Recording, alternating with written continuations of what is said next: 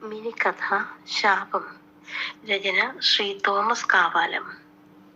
സ്ത്രീയുടെ കണ്ണീർ വീഴുന്ന വീടും ഭൂമിയും ശപിക്കപ്പെട്ടതായിരിക്കും. മക്കൾ ദൈവത്തിന്റെ ദാനമാണ്. മക്കൾ ഉണ്ടാവാൻ പുണ്യം ചെയ്യണം. വയോധികയായ അമ്മയുടെ ആ വാക്കുകൾ ആരും ശ്രദ്ധിച്ചില്ല. പക്ഷേ കാവിലങ്ങാട് വീട്ടിൽ അതൊരു മുന്നറിയിപ്പ് പോലെ പ്രതിധ്വനിച്ചു. അതിന് ഞാനെന്ത് തെറ്റ് ചെയ്തു? എനിക്ക് മക്കൾ ഉണ്ടാകാതെ പോയത് ആരുടെ കുറ്റമാണ്? ആരുടെ കുറ്റം? നിന്റെ കെട്ടിയോന്റെ കുറ്റം. ആ ദുഷ്ടനെന്ന് ചെയ്ത പാപത്തിന്റെ ഫലം എന്റെ മകനാണെന്ന് പറഞ്ഞിട്ട് കാര്യമില്ല. അവൻ ഈ ജന്മത്തിലും അടുത്ത ജന്മത്തിലും അനുഭവിക്കും. അവർ വിങ്ങിപ്പൊട്ടി കരയുന്നതിനിടയിൽ ആ കഥ ഓർത്തെടുത്തു.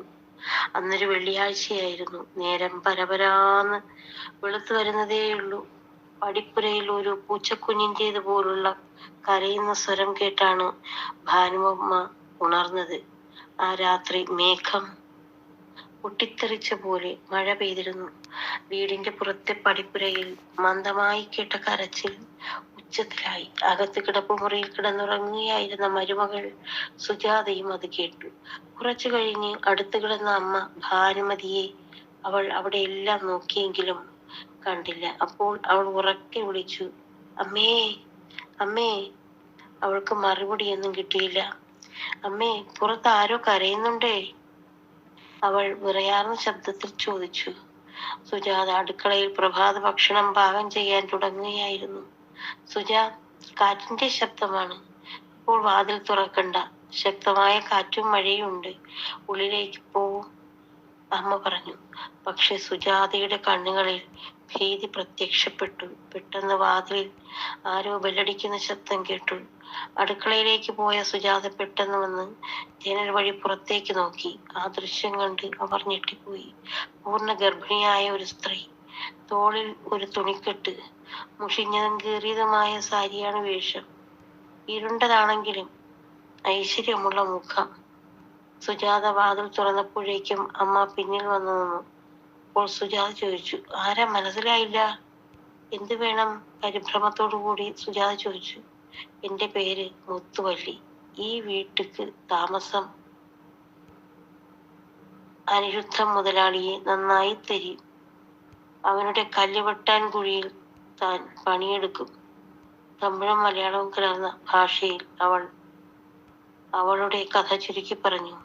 പാലത്തിന്റെ സമീപത്തെ തമിഴ് കോളനിയിലാണ് ഞങ്ങൾ താമസിക്കുന്നത്. സ്വന്തം നാട് വിട്ടു വന്നിട്ട് കുറെ കാലമായി.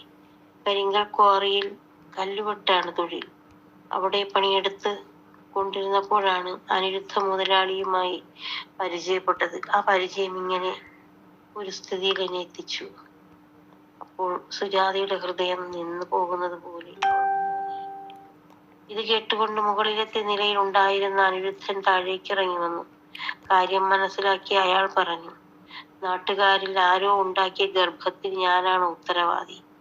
മറുപടി കേട്ട് അവൾ ആ മുറ്റത്ത് നിന്ന് കണ്ണീർ പൊഴിച്ചു. പിന്നെ ഒരക്ഷരം മിണ്ടാതെ അവൾ അവിടെ നിന്നിറങ്ങിപ്പോയി.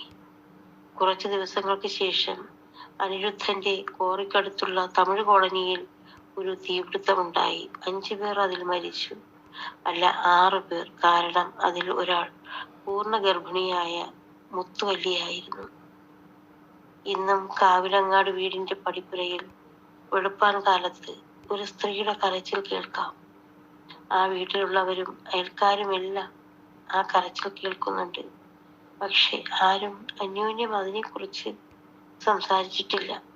കാരണം അത് ആരുടെ കരച്ചിലാണെന്ന് അവർക്കെല്ലാവർക്കും അറിയാമായിരുന്നു.